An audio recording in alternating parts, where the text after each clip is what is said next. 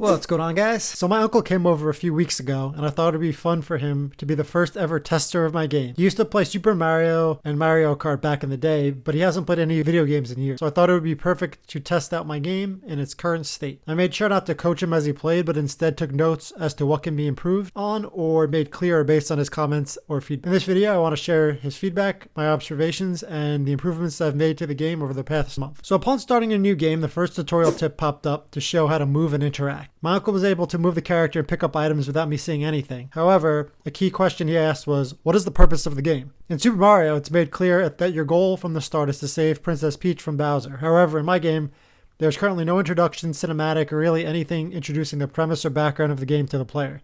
In fact, you don't even know anything until you make your character and talk to the first NPC. So my eventual goal is to make a cinematic that plays after the player makes their character. It will first show clips of a thriving town and village, with short glimpses into the lives of some of the NPCs enjoying life. It will then cut to the aftermath of some unnatural devastation, showing of the town and village after the destruction took place. The player is then tasked with the goal to restore the world back to its former state as they uncover the truth of what caused it in the first place. Although I won't be able to create an entire cinematic for just the demo, I do want to provide at least some in-game pictures and text to explain the background and goal of the game. So once my uncle started moving the player around and interacting, he used the WASD and E keys to move and interact. However, it was a little awkward, and so based on his feedback, I decided to add click to move functionality. Prior to this, I had set up the movement to only allow for WASD movement and pressing E to interact, but he said he would prefer just use the mouse to move around and click.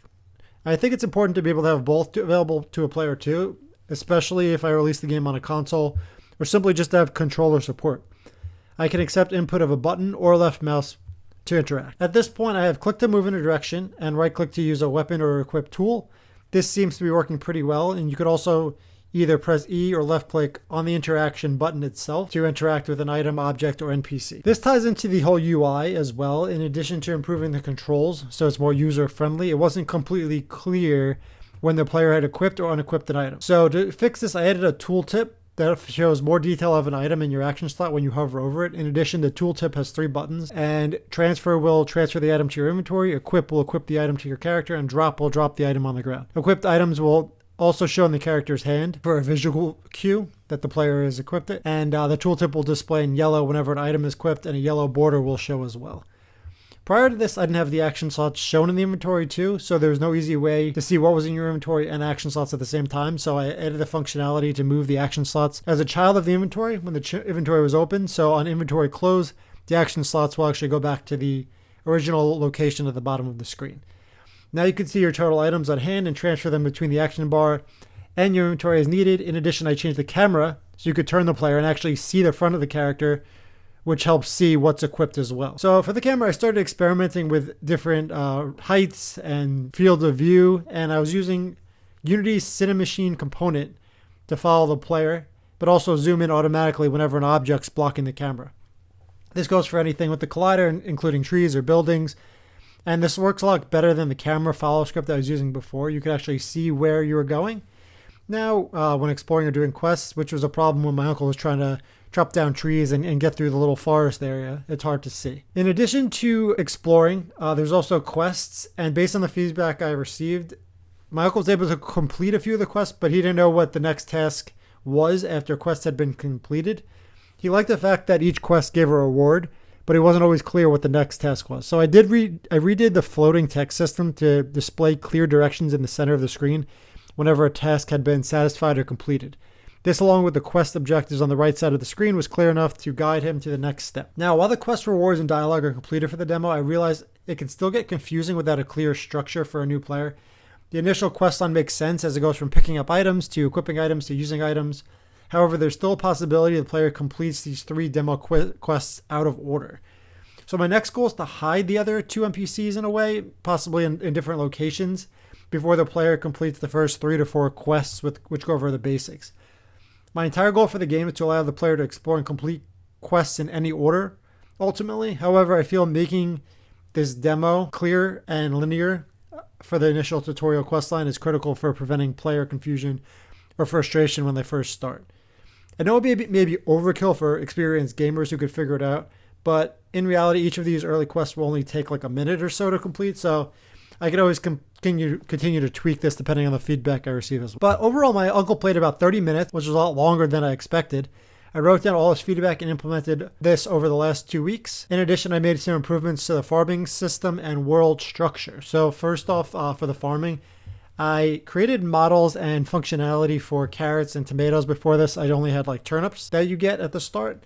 But I wanted to have 3 different crops to try out different things and allow the player to, grow different things, even if it is the demo. So turnips and carrots are a one-time harvest, which share the same functionality where they disappear after you harvest it and goes to your inventory. However, tomatoes will regrow after a few days. So I had to revise my system to handle the different crop types as well. So now the tomatoes will actually grow up to a certain point, and then you'll see the tomatoes kind of ripen on the vine. And then once they're completely ripe, you'll see harvest. You could harvest them, and then the tomatoes will disappear, but the plant will not.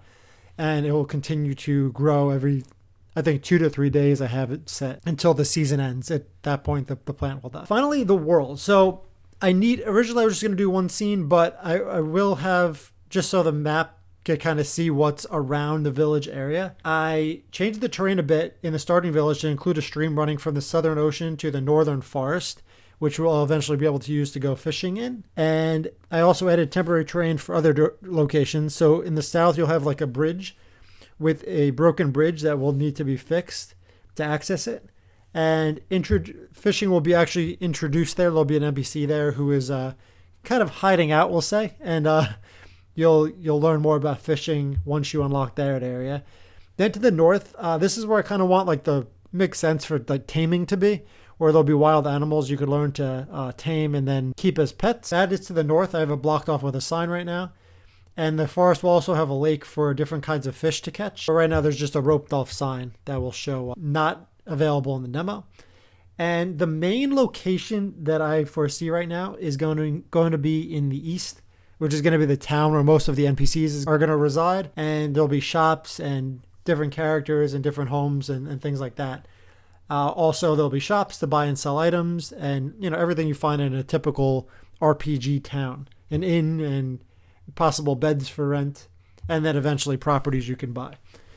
So right now, my next goal is to improve the character creator with better looking models and simplified UI when creating a character. I am seeing my cousin who does play video games in a couple of weeks, and I want to improve this as much as possible so it could kind of flow through from the character creator to maybe a little bit of a cutscene that introduces the player into the game as to what the purpose of the game is, as I mentioned before. And before that, I want to make all the player animations that will be in the demo, such as a pickaxe swing, equip, unequip animations, as well as lift and carry and put down animations for the rocks, which will be blocking the cave as part of the tutorial.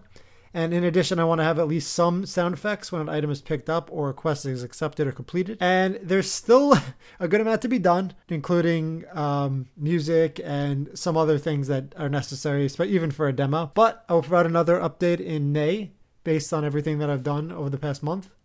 And as always, thanks for watching, and stay tuned for the next devlog. Thank you for watching.